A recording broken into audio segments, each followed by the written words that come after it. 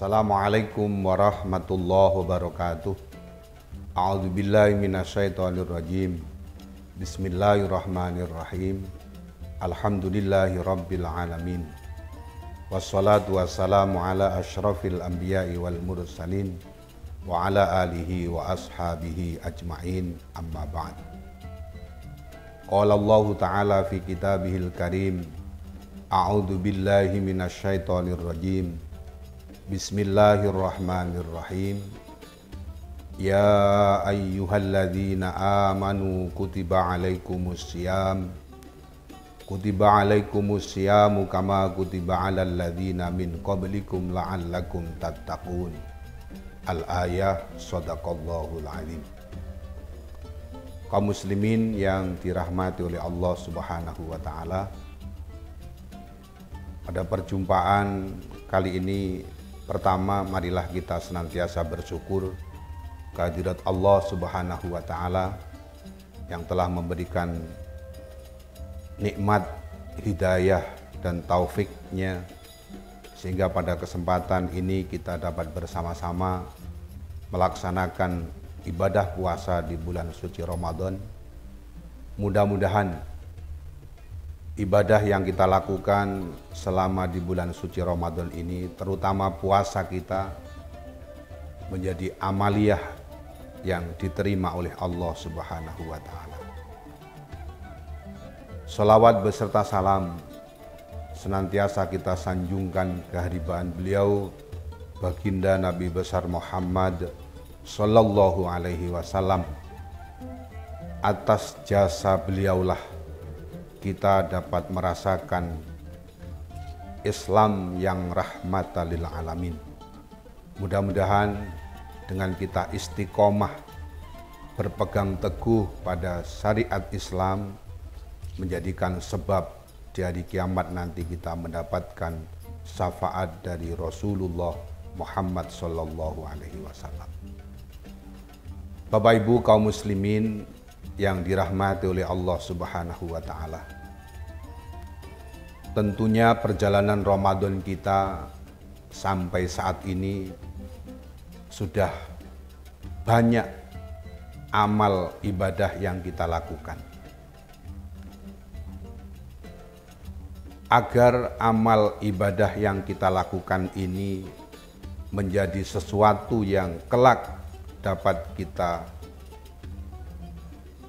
terima kembali dari Allah, maka perlu satu tatanan, satu informasi bagaimana amal itu bisa selamat.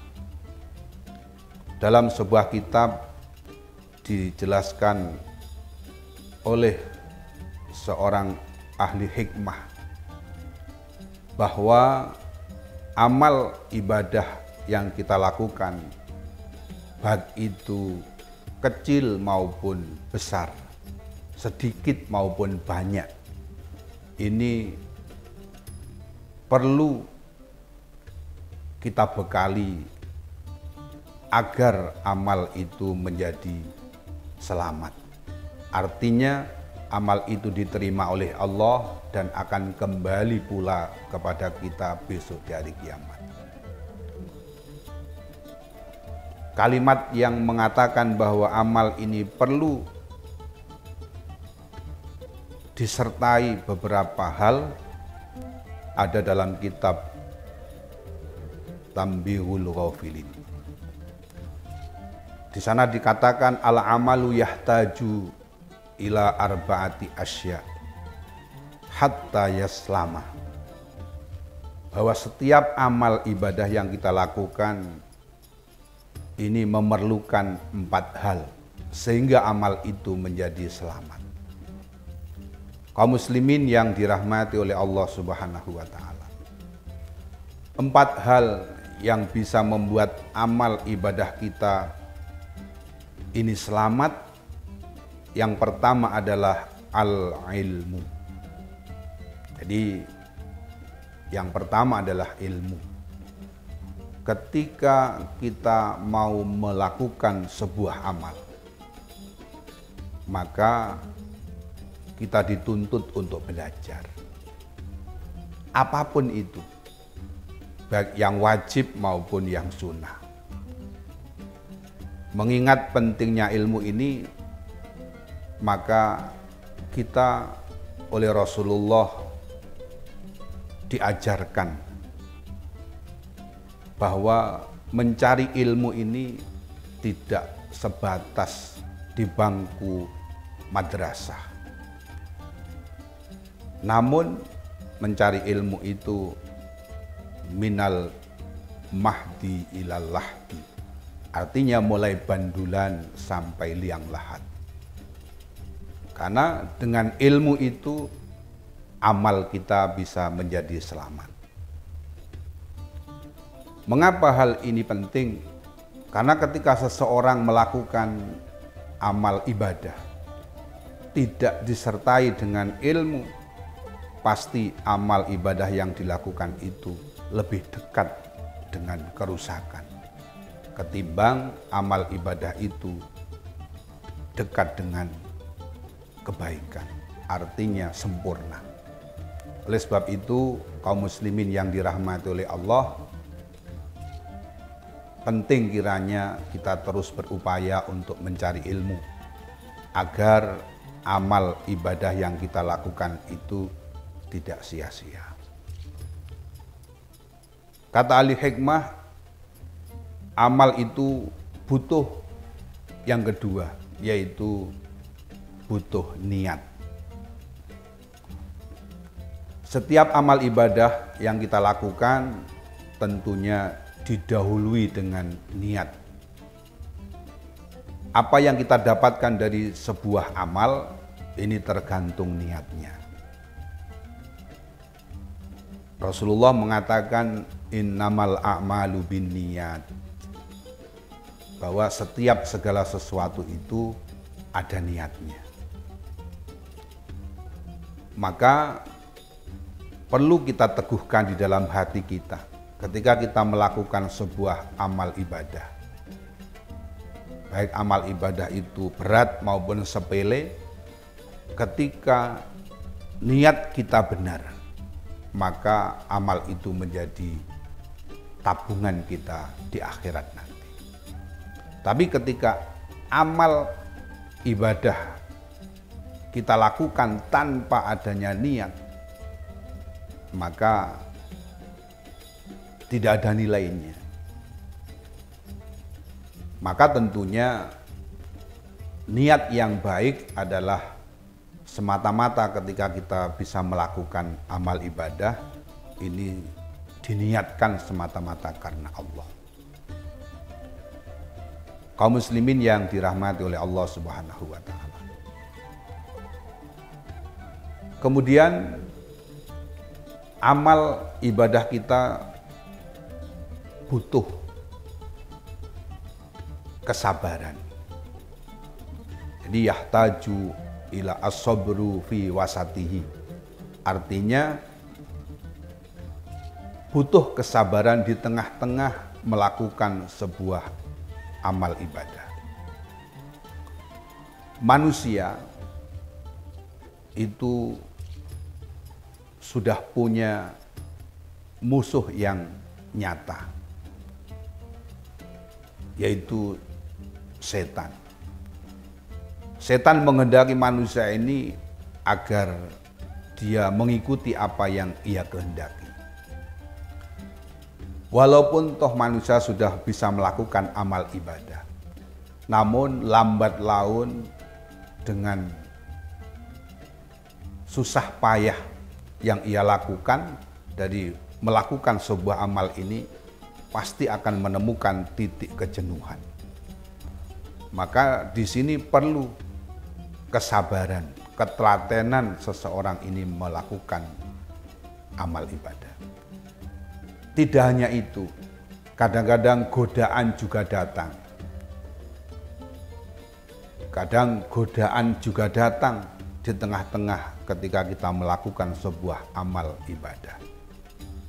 Ya, tentunya godaan itu mungkin datang dari dalam diri kita, mungkin berupa kemalasan, tidak mood kata orang sekarang. Mungkin bisa datang dari luar kita, mungkin dari anak kita, mungkin dari istri kita, mungkin dari teman kita, yang mengganggu bagaimana ibadah itu bisa berlangsung, sehingga amal ibadah itu menjadi sesuatu yang tidak istiqomah. Maka diperlukan, Bapak Ibu sekalian, bahwa amal ibadah kita ini perlu kesabaran di tengah-tengah ketika kita melakukan amal ibadah itu. Yang terakhir, Bapak Ibu sekalian, kaum muslimin yang dirahmati oleh Allah, al-amalu yahtaju ilal ikhlas fi akhirih. Bahwa perjalanan amal ibadah yang kita lakukan, sedikit maupun banyak, maka harus dihiasi dengan hati yang ikhlas. Bentuk keikhlasan terhadap amal ibadah yang kita lakukan ini sebenarnya bisa diamati. Apakah kita sedang ikhlas atau tidak? Ketika kita melakukan amal ibadah, kemudian amal ibadah itu mempunyai dampak yang positif di lingkungan diri kita, maka itu tandanya amal ibadah itu menjadi ikhlas. Karena apa? Ketika seseorang melakukan amal ibadah, kemudian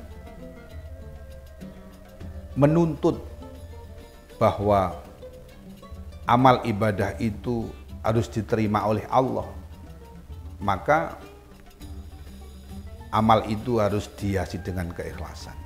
Dan keikhlasan itu akan berdampak dalam kehidupan mereka.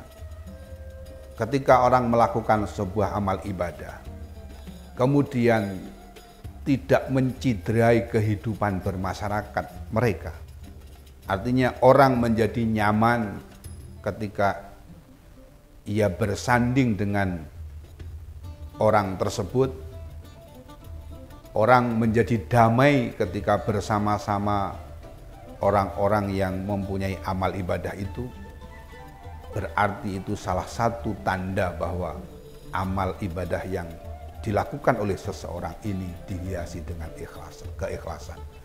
Karena orang yang beribadah dengan ikhlas tidak menuntut orang lain untuk menghargai, tidak menuntut orang lain untuk menghormati, tidak menuntut orang lain untuk memberikan penilaian baik atau buruk. Karena dalam diri orang yang punya sikap ikhlas, amal ibadah yang ia lakukan semata-mata hanya karena Allah. Apapun yang diberikan oleh orang lain dari penilaian, dia tidak akan berpengaruh sama sekali dalam hatinya.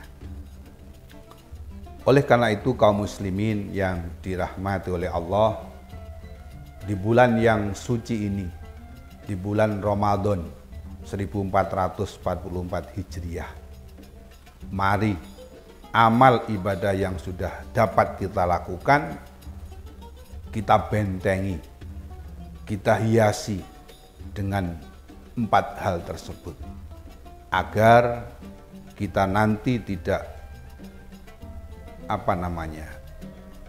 kecilik bahasa Jawanya. Kita sudah berulang kali melakukan amal ibadah, ternyata amal ibadah itu tidak ada nilainya di hadapan Allah Subhanahu wa Ta'ala, tidak ada hasilnya, sehingga kita menjadi orang-orang yang rugi. Sudah ketemu dengan Ramadan, ternyata amal ibadah kita hanya sia-sia.